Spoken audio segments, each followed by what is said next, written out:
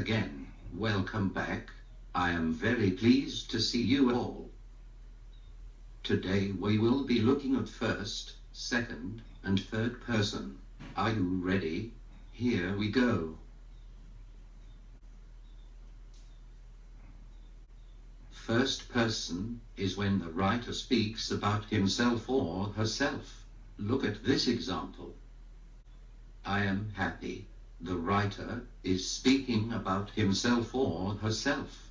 So this is written in the first person. Second person is when the writer addresses the reader. Look at this example. You are happy. The writer is addressing the reader directly. This is written in the second person. In this example, the writer is talking about someone else. This is called the third person.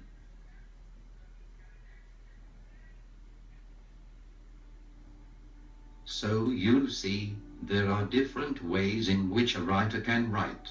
In the first, second, or third person. Now it is your turn.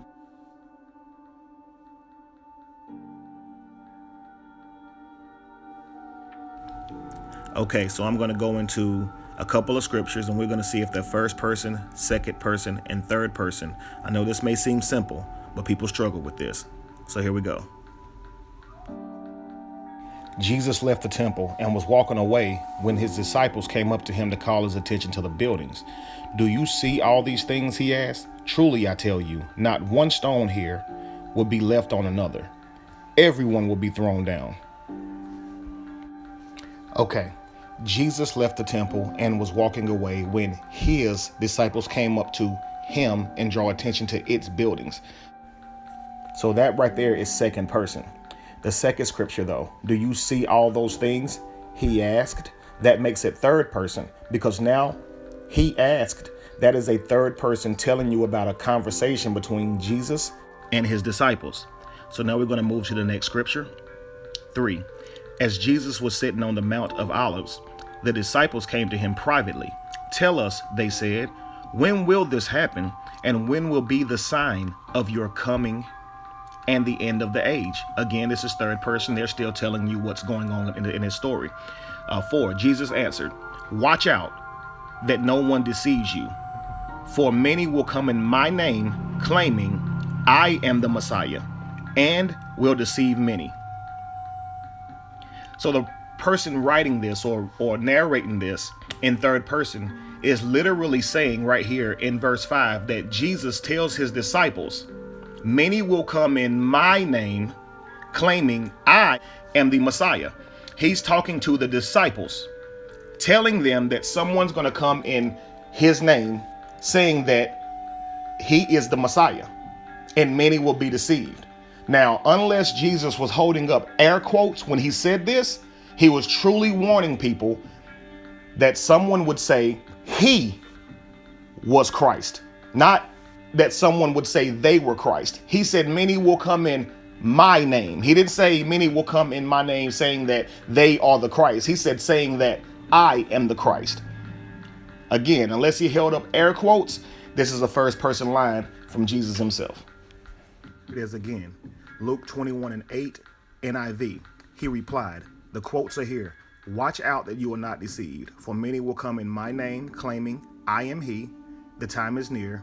Do not follow them. If the quotes were right there behind claiming, which would be, for many will come in my name, claiming, quote, I am he, and continued from there, you could say that Jesus was talking about someone else.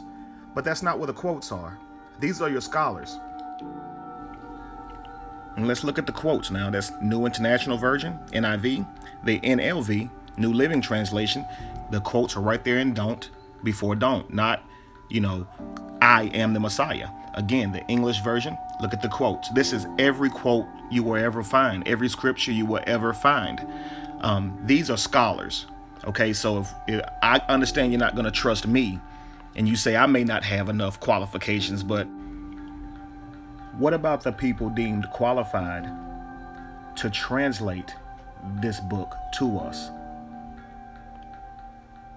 Because we like to talk about how qualified a person should be and how a person should study we read these scriptures, and then we see these scriptures, and then we tell everybody else what the true translation is, because somebody else that translated this, who was qualified to translate this, got it wrong. So we're supposed to trust what you got out of a concordance that somebody who wasn't qualified to write this or translate this book, or at least they weren't born in the time or the era to be qualified to translate this book. So now we're taking their words over what was translated and ordained by God.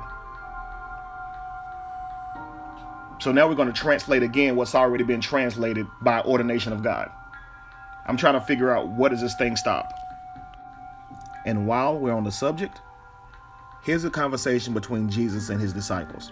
He says, "Truly I tell you, some who are standing here will not taste death before they see the Son of Man coming in his kingdom." This is Jesus telling his disciples. He says, "Truly I tell you, some who are standing here will not taste death." He promises them, or at least a couple of them, some of them, that he would come back before they even died. How long has it been? Okay, family, it's been over 2,000 years. And to this day, we still shout and run around the churches when this scripture is preached. We understand this scripture as Jesus is talking to us, saying that some of us won't die before he comes back.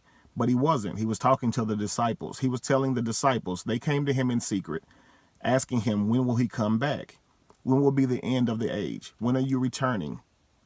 And Jesus replied, "Mark my words, some of you won't even taste death before the Son of Man comes into his kingdom."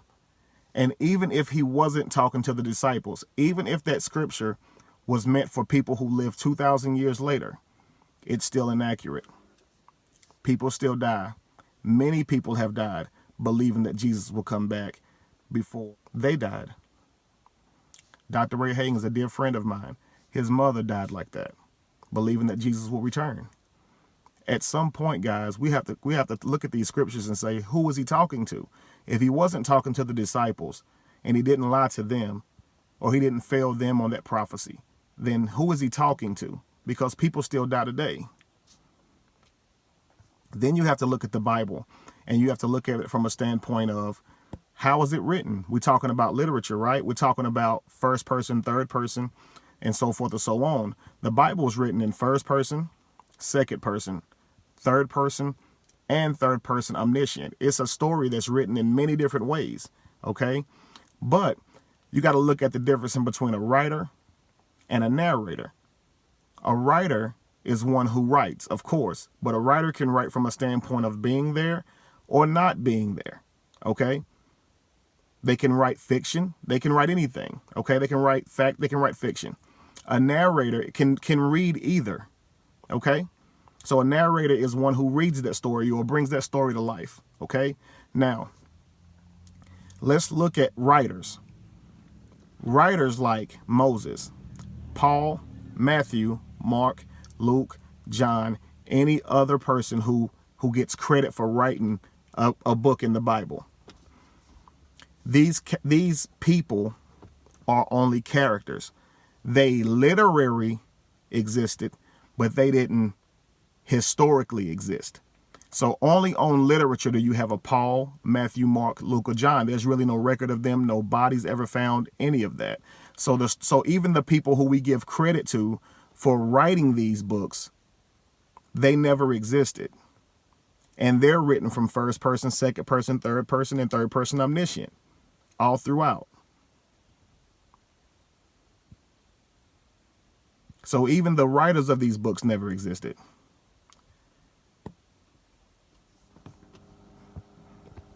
All right, sorry, I had to move.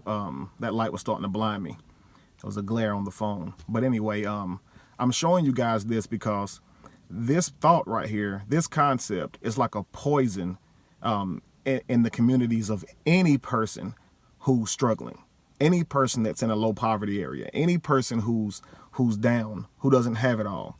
It's poison because instead of changing your own situation, you're still believing that somebody's going to come back and rescue you. the saddest truth about it all is that nobody's coming back. You see what I'm saying? Like, even when I accepted that Jesus never existed, it was still very difficult for me to accept that nobody was coming back to rescue me or rescue us. You know, nobody's going to judge all these people who has done us wrong, you know. And that was the hardest thing for me to accept. But the thing is, if you step away from this literature, once you understand now that it's not of God, okay, then you just take responsibility for yourself and you can change your own situation. You can show up in your own life. You can be exactly who you're waiting for and who you're praying for, okay?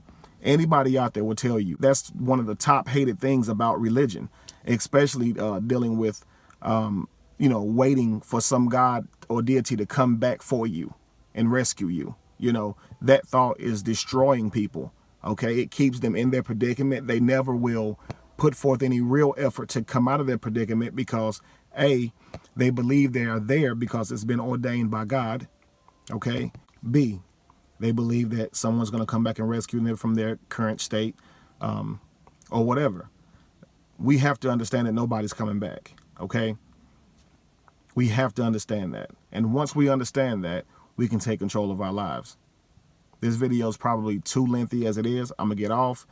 Maybe I'll do a part 2. In fact, I have a series that I'm going to be starting here, and it's going to be called, Where Would We Be Without Preaching?